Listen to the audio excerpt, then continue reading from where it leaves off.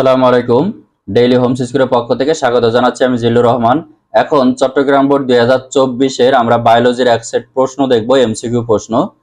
এখন শুরু করছি আমরা চট্টগ্রাম বোর্ড 2024-এর প্রশ্ন। এক নাম্বার প্রশ্নে বলা হচ্ছে, এক নাম্বার প্রশ্নে কৃত্রিমভাবে ফল পাকাতে কোনটি ব্যবহার করা হয়? কৃত্রিমভাবে ফল পাকাতে যেটি ব্যবহার করা হয় উত্তর হচ্ছে ইথিলিন। এরপর দুই নাম্বার প্রশ্ন, নিষেকের কত সপ্তাহের মধ্যে অমরা গঠিত হয়?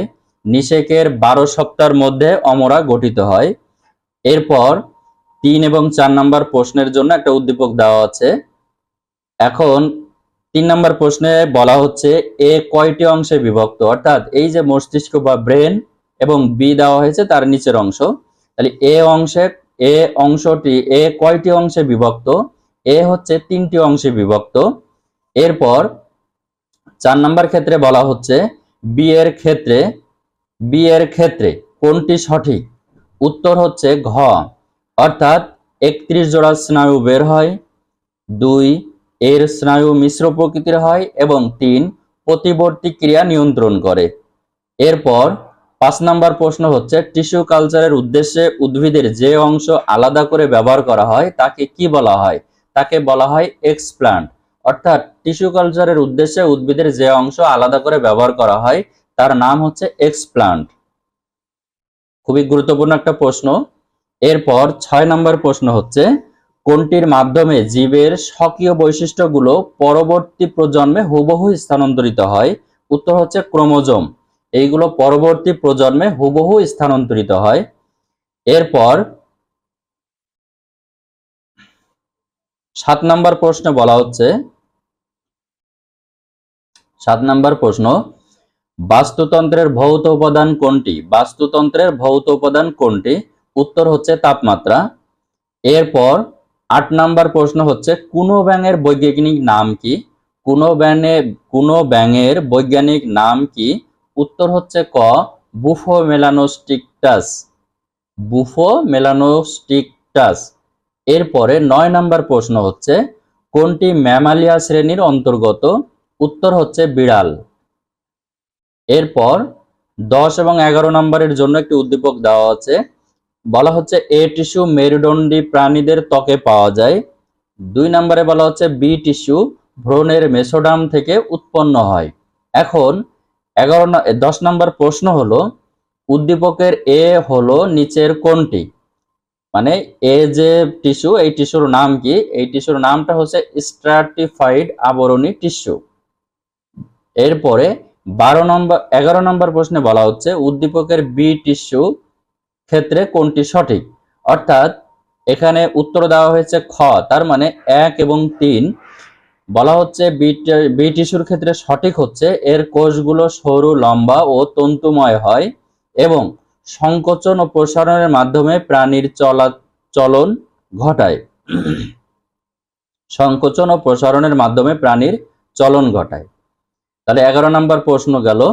এরপর 12 নম্বর প্রশ্ন, চট্টগ্রাম বোর্ডের যে 12 নম্বর প্রশ্ন সেটি হলো 1 নাম্বার যে প্লাস্টিডের কাজ কোনটি? উত্তর হচ্ছে খাদ্য প্রস্তুত করা। তাহলে প্লাস্টিডের কাজ কি? খাদ্য প্রস্তুত করা। 13 নম্বর প্রশ্ন মিওসিস কোষ বিভাজনের মাধ্যমে কোনটি ঘটে? উত্তর হচ্ছে খ, প্রজাতিতে বৈচিত্র্যের সৃষ্টি হয়। এরপর 14 নম্বর প্রশ্ন C4 চক্রে প্রথম স্থায়ী পদার্থ কোনটি? C4 চক্রে প্রথম স্থায়ী পদার্থ হলো অক্সালো অ্যাসিটিক অ্যাসিড। এরপর 15 নম্বর প্রশ্ন আদর্শ খাদ্য পিরামিডে সবচেয়ে উপরে থাকে কোনটি? উত্তর হচ্ছে ডালডা। এরপর 16 এবং 17 নম্বর প্রশ্নের উত্তরের জন্য একটা উদ্দীপক দেওয়া হয়েছে। এখানে একটি গাছের পাতা দেওয়া আছে বা গাছ দেওয়া আছে, অক্সিজেন এবং কার্বন ডাই অক্সাইড লেখা আছে।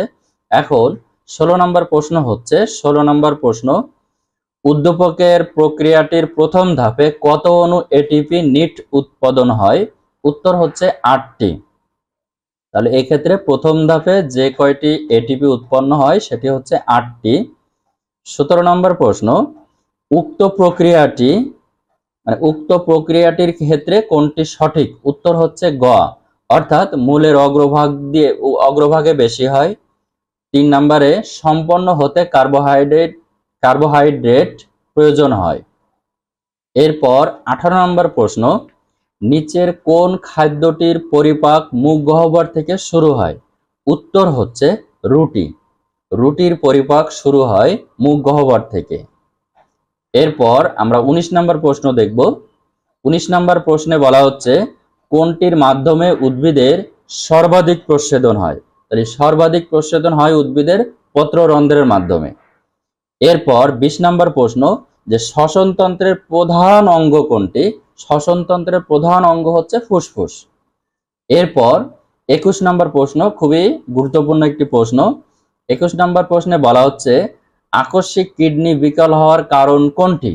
খুবই গুরুত্বপূর্ণ একটি প্রশ্ন, যে আকস্মিক কিডনি বিকল হওয়ার প্রধান কারণ কোনটি? উত্তর হচ্ছে মারাত্মক ডায়রিয়া। এরপর 22 ও 23 নম্বর প্রশ্নের জন্য একটা উদ্দীপক দেওয়া আছে। উদ্দীপকটি হলো, বেশ কিছুদিন যাবৎ অসুস্থ রহিম সাহেব ডাক্তারের চেম্বারে গেলেন। ডাক্তার পরীক্ষা করে জানালেন তিনি মাইক্রোব্যাকটেরিয়াম টিউবারকুলোসিস নামক ব্যাকটেরিয়া দ্বারা একটি রোগে আক্রান্ত হয়েছেন।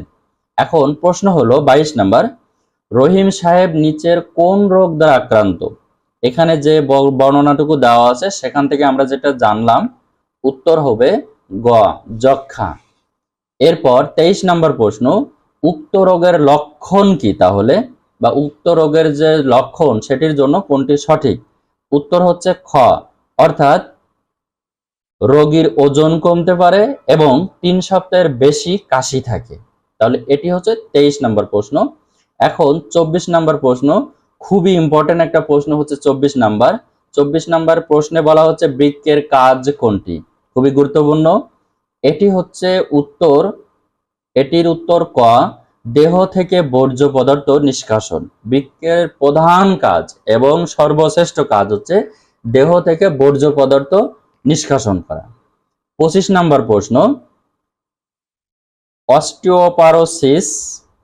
অস্টিওপরোসিস প্রতিরোধে কোন খাবারটি গ্রহণ করা যায়? উত্তর হচ্ছে দুধ। তাহলে 25 নম্বর প্রশ্ন এবং শেষ প্রশ্ন হচ্ছে অস্টিওপরোসিস প্রতিরোধে কোন খাবারটি গ্রহণ করা যায়? উত্তর হচ্ছে দুধ।